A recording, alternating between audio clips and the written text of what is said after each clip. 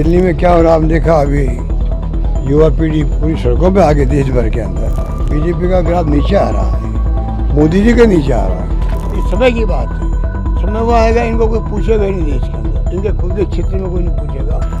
अब वो बिल तो फेस सेविंग वाली बात है, जो वादा किया उसको निभाना था।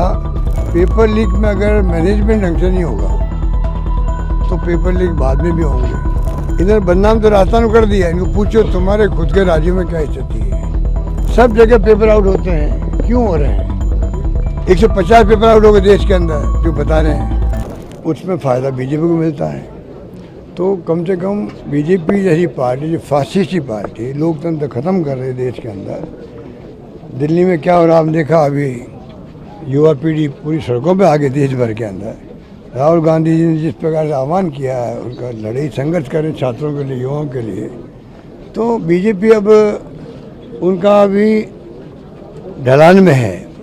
और बीजेपी का ग्राफ नीचे आ रहा है, मोदी जी के नीचे आ रहा है। तो मैं समझता हूँ कि वापस बाप पार्टी के लोग वापस कांग्रेस में आए। कांग्रेस ने आदिवासियों को हमेशा प्रेफरेंस दी है, ध्यान रखा उनका, आगे भी ध्यान रखेंगे, ये विश्वास हमने दिलाया इनको।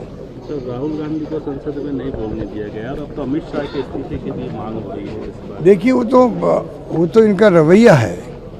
राहुल गांधी जी जब बोलते हैं तो आपको मालूम है कि शुरू से ये लोग ये प्रयास करते हैं माइक बंद कर दो बार बार, और वो स्पीकर साहब कहते भाई मेरे पास बटन नहीं है। अरे आपके पास बटन नहीं है, पर आपके देख रेख में हाउस का मैनेजमेंट होता है। आप जो इशारा करोगे या आप लोग ब्रीफ करोगे अपने अधिकारियों को जो माइक का संचालन करते हैं, वही तो माइक बंद करते हैं। आपके पास बटन है कि नहीं, उससे क्या मतलब। राहुल गांधी जी का बोलते वक्त में माइक बंद होता कि नहीं होता, आपको इसको देखना है, आप उसका जवाब दो। या तो कहो राहुल जी आप कैसे बार बार कहते हो माइक बंद हो रहा है, तो माइक बंद नहीं हो रहा है, मैंने पता कर लिया है।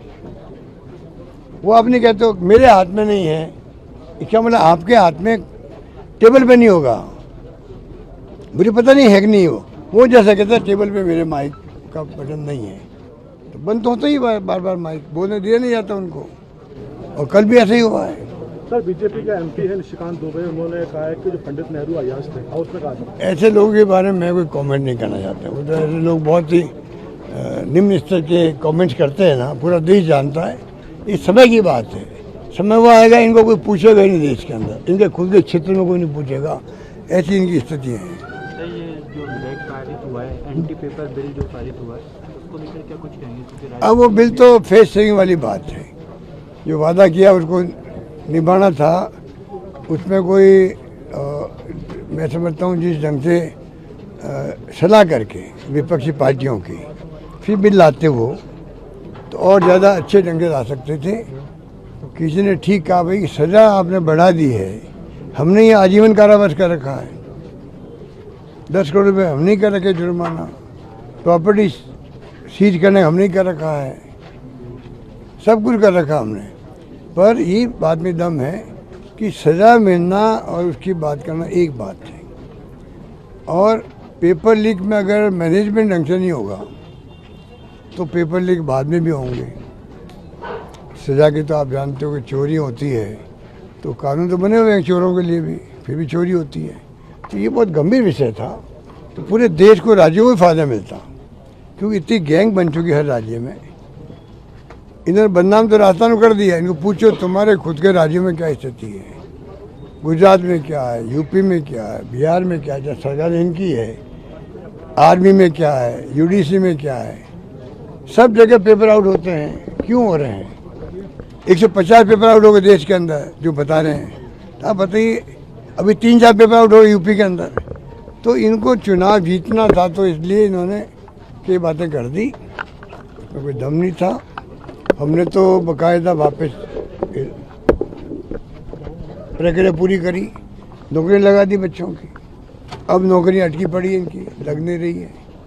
पेपर आउट अभी नहीं हो रहा, इसलिए नहीं हो रहा कि हमने कानून पास किया है, हमने कुछ बदला था प्रोसेस को, उसका अंत से वो तो रुकना ही था।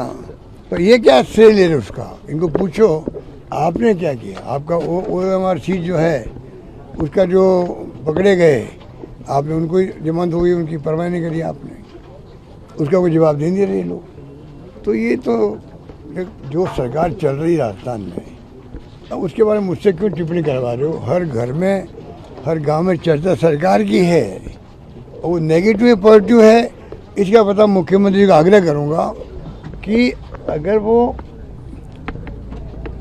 ऐसी स्थिति रही बनी रही कुशासन की, तो नुकसान पब्लिक को है। तो हम चाहते हैं आप सुशासन दो, 5 साल राज करो, हमें एतराज नहीं, तो सुशासन दोगे तो हमारा इंटरेस्ट आपकी सरकार में नहीं है।